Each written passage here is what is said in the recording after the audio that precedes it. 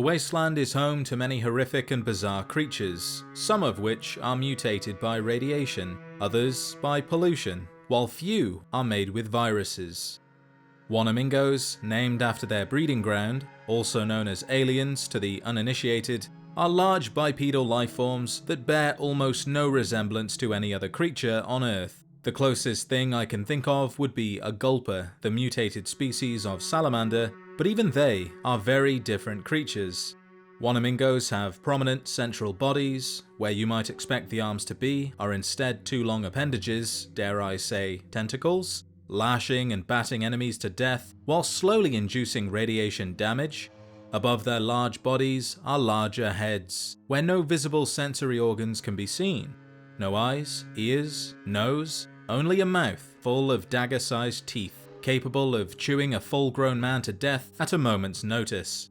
But that's only if you happen to cross paths with a Wanamingo, which is incredibly rare. Most of the time these creatures remain out of sight, living in deep underground colonies, typically found in caves and other natural passages, but man-made structures such as a mine shaft wouldn't go amiss, and this intrusion can be detrimental to a town's well-being. An example of this can be found in the mining town of Reading. During the Chosen One's journey to locate a Gek, Escorti, the mayor of Reading, asks them if they would like to purchase the deed to a gold mine, claiming it to be a great investment, and for the low price of $1,000 they can own the richest mine in town, which sounds too good to be true, but it's not. The mine is real, as is the gold, but in order to profit from this venture, the infestation needs to be taken care of first.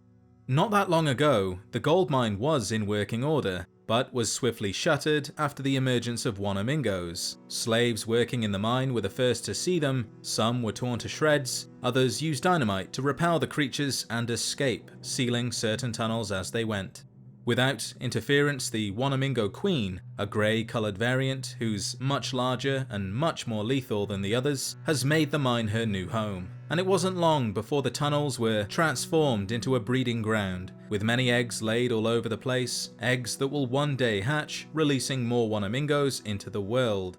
As for the Wanamingo Queen, she is the matriarch, and the sole reason for their presence in the region. She is the only one to lay eggs, and as far as we know, is the only Wanamingo Queen to exist, or to have existed to be more precise, as the Chosen One killed all Wanamingos in the mine.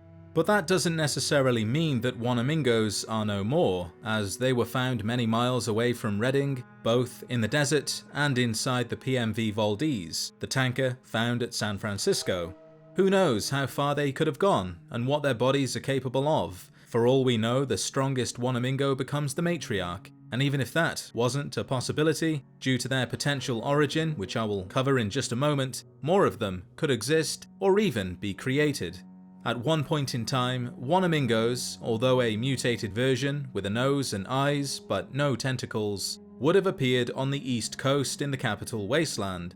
Now Fallout 3 feels like it was supposed to be set a couple of decades after the Great War, which is much earlier than Fallout 2, and would have allowed for Wanamingos to make another appearance, but then the time was changed from 20 or so years to 200, and the Wanamingos no longer fit in, so they remained nothing more than a concept. But these drawings show that the developers had an interest in bringing them back. If there were to be another Fallout game set before or even during the events of Fallout 2, Wanamingos could be present and still be lore-friendly with very little effort. So I think it's safe to say their fate, at least to me, is open-ended. Regarding their origin, that too seems to be open-ended. Depending on what source you draw from, you'll get a different answer. According to the Fallout 2 Official Strategies and Secrets Guide, the exact origin of the Wanamingos is unknown. It's a mystery, they simply exist, which only adds to their mysterious alien appearance. If they have, in fact, come from beyond the stars, then more of them would no doubt exist. Whereas the Fallout Bible, which many consider to be non-canon, suggests that Wanamingos were an old military pre-war experiment, or possibly an Enclave post-war experiment. FEV-tailored weapons for waging war on other countries, similar to deathclaws and mole rats. If that were true, then perhaps more of them could be made. The Fallout Bible also reveals that the eggs found at Redding are the last generation of Wanamingos to exist, as they were specifically engineered to not be able to breed past a certain generation. A dead man's switch, if you will. But if you create a creature in a lab with FEV, then you open a door to always having the possibility of creating more. Whether you believe Wanamingos are living below ground waiting to emerge, or are stored in some lab waiting to be released, or have simply gone extinct thanks to the combination of the Chosen One killing their queen and their own sterility, is up to you. Be sure to show your support by liking the video and subscribing if you haven't already for more Fallout content. If there's anything you would like to see in a later video, leave a comment and I'll see what I can do. With that said, thank you as always for watching, and I'll see you in the next adventure.